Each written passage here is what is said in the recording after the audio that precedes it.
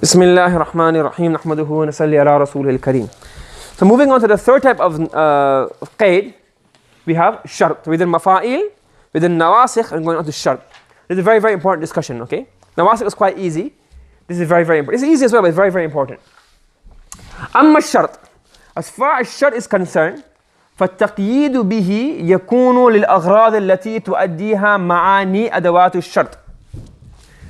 Bringing a sentence مقيد with the حرف الشرط or أدوات الشرط is to express. أدى يؤدي is to express the meaning of the أدوات الشرط which is within that meaning. So you use إذا because إذا has a particular meaning. You will use in because in has a particular meaning. You will use لما because لما has a particular meaning.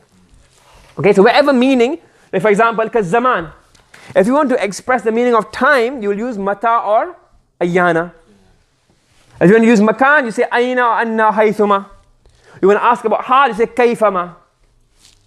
واستيفاء ذلك, and the details. You say here for استيفاء, details of that. وتحقيق الفرق بين الأدوات يذكر في علم النحو. And the details or the details of that and the differentiation between the differences between the particles is mentioned in ilm al-nahwa. That does not concern us. Okay? Yeah? What we need to discuss here in Balagha is three particles. Law, idha, and in. And we're discussing these three in detail. وَإِنَّمَا يُفَرَّقُ هَا هُنَا بَيْنَ إِن وَإِذَا وَلَوْ. And here, we will only differentiate between in, idha, and law. Why? لِإِخْتِصَاصِهَا بِمَزَايَا. Mazaya is a plural of maziyatun. And maziyatun means specialities.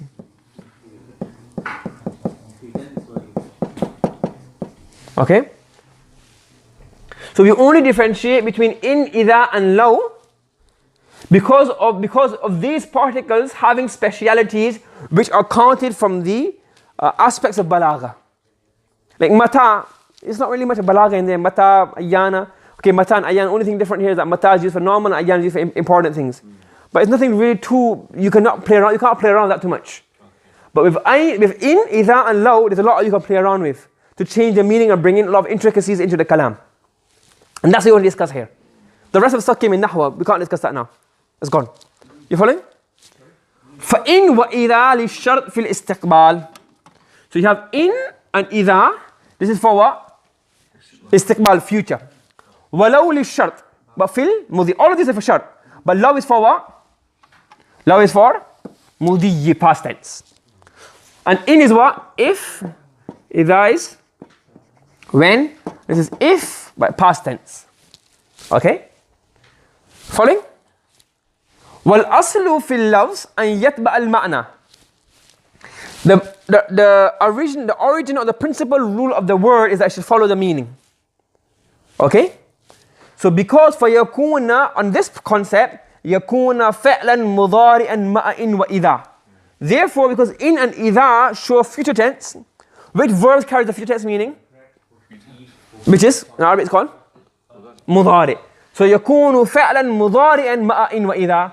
So a فعل مضارع will come with it when it's in and إذا. Okay? Yeah? وماضي, and it will be ماضي with لو.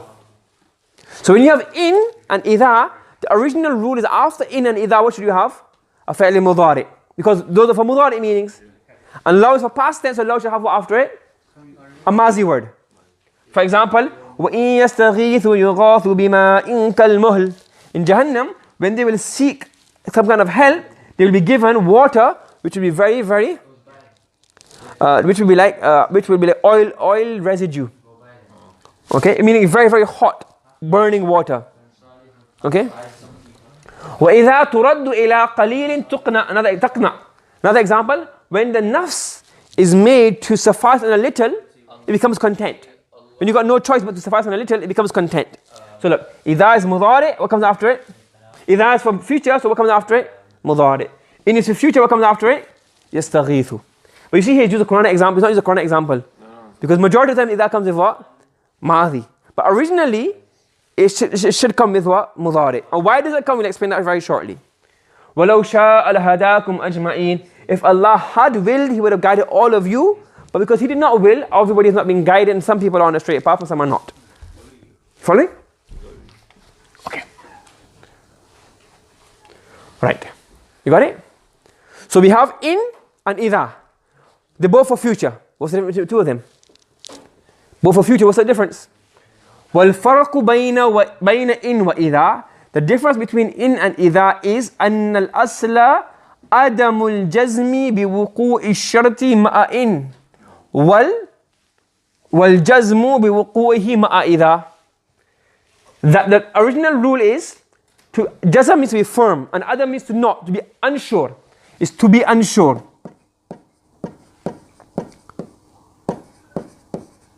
Because jazm means sure, and adam makes a masdar a negative, to be unsure. So the original rule is to be unsure of the occurrence of the shart with in. So when you have in, it means that you're not sure it's going to happen. That's why you translated it as what in English? If. وَالْجَزْمُ الْأَصْلِ الْجَزْمُ بِوُقُوعِهِ مَعَ إِذَا. And the original rule is to have what? Is to be certain of its occurrence with idha. Let me say English, it's not a matter of if, it's not a matter of if, it's a matter of when. What does that mean? That is going to definitely happen. But it's a matter of when? Yes. Do you understand? Yeah? Say that again, man. It's not a matter of if, it's a matter of when. So it's definitely going to happen, but we don't know when. Exactly, that's what in and idha. So if shows what? Adamul jazm. And when shows what? Jazm. Correct? So in should be used for adamul jazm and idha should be used for jazm. Do you understand? Do you have a previous example? The idha with mudari. Yeah. That's rare, no? Yes, it is rare. So even though that's original, it's rare. You know, the original rule is that idha should come with what? Mudari. But it's not common to happen. What happens normally? This happens normally. Right. Now he's saying that the original rule is what? To be certain with idha and uncertain with in. Correct? Because of this rule, وَلِهَذَا, because of this rule, غَلَبَ إِسْتِعْمَالُ الْمَاضِي مَعَ إِذَا. The usage of madhi has become common or predominant in idha. Why? Because I explained it before. That when you use a past tense, can you change the past? So past tense has more certain in the future. Dhahaba means he went, you can't change that. Yadhabu, he will go, is not certain. So to show the certainty of idha, you bring what? Idha with a fi'li madhi. So even though the original rule is that idha should come with a mudari, that's very rare. Majority of the time idha comes with madhi. So because of idha being for jazm and something that will definitely occur, it is common, it is dominant for idha to be used with madhi. You said that idha usually comes with a mudari. Huh? You said that idha usually comes with a mudari. Idha should come with mudari. It should. Yeah. In order to show its certainty, it comes with a madhi. No, it normally comes with madhi. So original theory is that idha should come with mudari. Continue. So فَكَأَنَّ الشَّرْطَ وَاقِعٌ بِالْفَعْلِ بِخِلَافِ إِن. It is as though the shart is waqi, is going to happen, bil-fa'l, definitely. So the shart is definitely going to happen. بِخِلَافِ إِن. As opposed to in. It's not definitely going to happen, it may happen. So that comes with a mudari. In. Because Yes, it's not certain. exactly. Because in is not because the mudari is not certain, and in is also uncertainty. That's why you bring in with the fa'il mudari. You get what I'm saying? And he'll explain in more detail. فَإِذَا قُلْتَ, when you say, in أَبْرَأُ مِن مَرَضِي, if I become baru'a yabru'u, or bari'a yabru'u, both of them come. In أَبْرَأُ, if I become better, or it's because not أَبْرَأُ, in أَبْرَأ, because it's in is jazima. That's a nahwa rule. In أَبْرَأ مِن مَرَضِي, if I become better from my illness, أَتَصَدَّقْ بِأَلْفِ دِينَارٍ, I will give 1,000 dinars as sadaqah. When you say this, كُنْتَ شَاكًّا فِي الْبُرْءِ, you are doubting your recovery. Because in, if. وَإِذَا قُلْتَ, if you say, إِذَا بَرِئْتُ مِن مَرَضِي تَصَدَّقْتُ بِأَلْفِ دِينَارٍ. Yeah, تَصَدَّقْتُ. If you say, when I recover, when I get better, I will give him sadaqah. When you say إِذَا, what does that mean now? Yeah, certain. So when you say that, كُنْتَ جَازِمًا بِهِ أو كَالْجَازِم, then you are sure or almost sure. كَالْجَازِم, almost sure. But with both, for example, that specific example, you don't know 100% if you're going to. Yeah, but your own feelings, isn't it? According to what you think. Somebody's 80 years old and he's got a heart attack. You probably think, you know, he's not really sure. And a youngster had a broken foot. Yeah, but what if he says إِذَا, the old person? He's got hope in it. So nobody knows for sure. Nobody knows, innit? So then, in itself, just the. It's just the speaker's perspective and what he's thinking. But the distinction of just using إِذَا and in shows basically used to say what the speaker's trying to say. Yeah, his perspective. Okay, so this is a summary of it. So law is for which tense? Past tense. What's the meaning? It shows what? That the jawab did not occur because the shart did not occur. For example, لو شاء الله لأعنتكم. If Allah wanted, He could have put you in difficulty. But He did not wish, so He did not put you in difficulty. وَلَوْ كُنَّ فَضًّا غَلِيظَ الْقَلْبِ, O Prophet of Allah, if you were harsh and rude and ill-mannered, لَنْفَضُّوا مِنْ حَوْلِكَ. People would have split up from you. They wouldn't have stayed around you. You are not غَلِيظًا, you're not فَضًّا غَلِيظَ الْقَلْبِ, therefore people have not split up and have stayed around you. You understand? It's all past tense. Then you have in, it's for mustaqbil, yeah, mustaqbal. And what does it show? Ashak fil wuku. You are unsure if it's going to occur. And the fail that usually follows it is what? Mudari. Wa in tukhalituhum fa ikhwanukum. If you have your orphans you're looking after, and some of the money gets mixed up, like you bought food for them and left over, what are you going to throw it away for? You ate it. No problem. You get what I'm saying? Or you bought some clothes for them and not the clothes of, you have outgrown it and you make your children wear it. Something like that, you know, money gets slightly mixed up here and there. Then, فَإِخْوَانُكُمْ, there's no big deal. They're your brothers as well because you're looking after them. So don't use their money unjustly or without right. But you know, and they will say if that happens, you're not saying that. So what let's say in if, meaning to avoid it. But if it does occur, don't panic. وَإِنْ خِفْتُمْ شِقَاقَ بَيْنِهِمَا. If husband and wife fear a dispute amongst them, they should appoint what? A hakam, a third person, to mediate between them. What's Allah using in here? That should not happen all the time. Hopefully it's a rare event.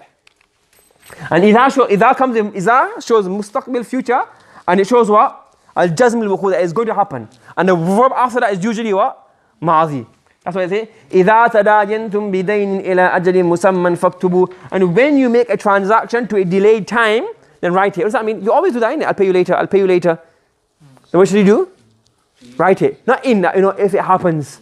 It could happen. You will do a transaction like that. إِذَا تُتْلَى عَلَيْهِ آيَاتُنَا.